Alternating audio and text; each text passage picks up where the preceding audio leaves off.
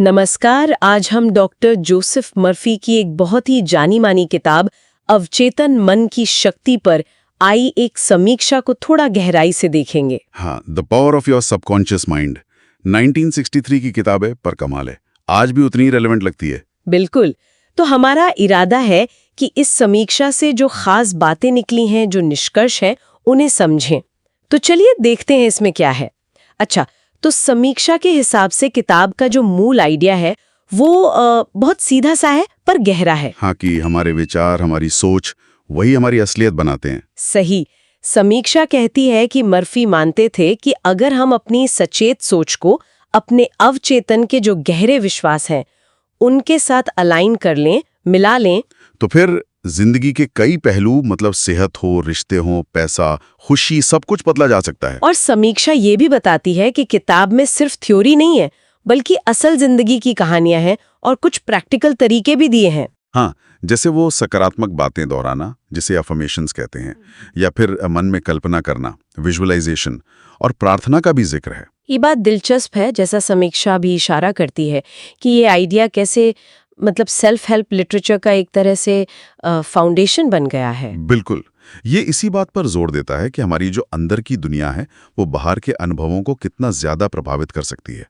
समीक्षा इन टेक्निक्स को, आप कह सकते हैं, मन को रीप्रोग्राम करने के औजार की तरह देखती है। हाँ, अंदरूनी क्षमता को जगाने के लिए। ये दिलचस्प है कि ये विचार इतना मौलिक कैसे बन गया। समीक्षा इसे और कैसे खोलती है? क्या कुछ मुख्य बातें निकालती है इससे? हाँ, समीक्षा में 4 खास बातें बताई गई हैं। पहली तो ये कि हमारा जो अवचेतन मन है वो कभी सोता नहीं, वो लगातार हमारे विचारों को सोखता रहता है। 24 घंटे एक तरह से। हाँ, बिल्कुल।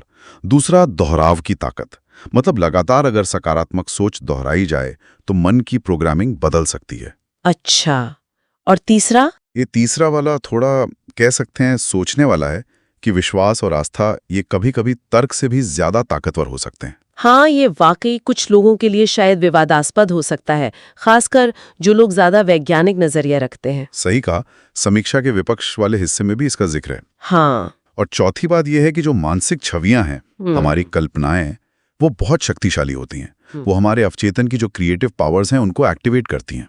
तो वो तीसरा पॉइंट, विश्वास तर्क पर हावी हो सकता है। समीक्षा इसे कैसे समझाती है? मर्फी के हिसाब से इसका क्या मतलब था? देखिए, समीक्षा के अनुसार मर्फी के संदर्भ में इसका मतलब शायद आंख बंद करके कुछ भी मान लेना नहीं था, बल्कि ये इस बात पर जोर देता है कि अवचेतन मन जो है वो शायद लॉजिक या तर्क के बजाय गहरी भावनाओं और पक्के विश्वास पर ज्यादा रिएक्ट करता है। अच्छा, मतलब ये तर्क से परे काम करता है। हाँ, कुछ इस तरह से दिखाता है कि अवचेतन कितनी गहराई में ऑपरेट करता है। समझ गई। तो फिर आते हैं किताब के उन पहलुओं पर जिनकी समीक्षा ने तारीफ की है और जिन पर कुछ सवाल उठाए हैं। पहले खूबियों की बात करें। हाँ, खूबियों में समीक्षा बताती है, भाषा बहुत सीधी सरल है, सिद्धांत ऐसे हैं जो समय के साथ पुराने नहीं पड़ते, मतलब टाइमलेस विजडम है, और प्रैक्टिकल अभ्यास हैं जिन्हें रोज की जिंदगी में अपनाया जा सकता है। और हाँ, आध्यात्मिक विकास को भी बढ़ावा मिलता है। ठीक है, और कमियों के बारे में क्या?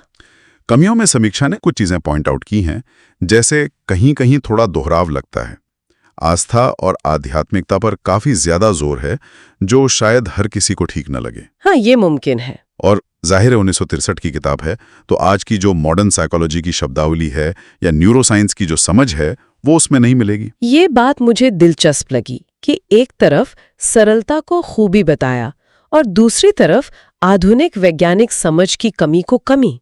ये थोड़ा विरोधाभासी नहीं है? तो और ये शायद उस दौर को दिखाता है जब ये लिखी गई थी। देखिए, 1960 के दशक की भाषा, कॉन्सेप्ट्स वो आज से अलग थे। समीक्षा एक तरह से यही कह रही है कि इसकी सिंप्लिसिटी और इसकी साइंटिफिक डेप्थ की कमी, ये शायद एक ही सिक्के के दो पहलू हैं। हाँ, उस समय के हिसाब से शायद वही सही था। बिल्कुल, उस समय के पाठकों के लिए शायद यही अप्रोच ज्यादा कारगर रही हो। समझ आता है। तो फिर इन सब बातों को ध्यान में रखते हुए खूबियां, कमियां, समीक्षा के हिसाब से ये किताब किन लोगों के लिए सबसे ज्यादा फायदेमंद हो सकती है? समीक्षा कहती है कि ये उन लोगों के लिए अच्छी है जो सेल्फ इम्प्रूवमेंट चाहते हैं या थोड़ी मानसिक स्पष्टता, मेंटल क्लैरिटी ढूंढ रहे हैं। अच्छा। और साथ ही वो लोग जो आकर्षण का नियम यानी लॉ ऑफ अट्रैक्शन या पॉजिटिव थिंकिंग जैसी चीजों में इंटरेस्ट रखते हैं, या फिर जो ऐसा महसूस करते हैं कि वो नेगेटिव थिंकिंग के पैटर्न में कहीं फंस गए हैं। तो मतलब समीक्षा इसे सिर्फ एक किताब नहीं मान रही, बल्कि एक तरह की लाइफ गाइड या जीवन पुस्तिका कह रही है। हाँ, बिल्कुल। और यहीं से एक बहुत ज़रूरी सवाल उठता है जिस पर समीक्षा हमें सोचने पर मजबूर करती है। क्या सवाल? यही कि अगर हमारे अवचेतन मन में इतनी ज़्यादा शक्ति है, तो हम अपनी उन मान्यताओं और विचारों के बारे में असल में कितने जागरूक हैं? वो विचार जो चुपचाप अनजाने में हमारी रोज़मर्रा की हकीकत को आकार दे रहे हैं। ये वाकई सोचने वाली बात है कि हम कितने सजग हैं इस शक्ति के बारे में। बिल्कुल। इस पर विचार करना काफ़ी फायदेमंद हो सकता है।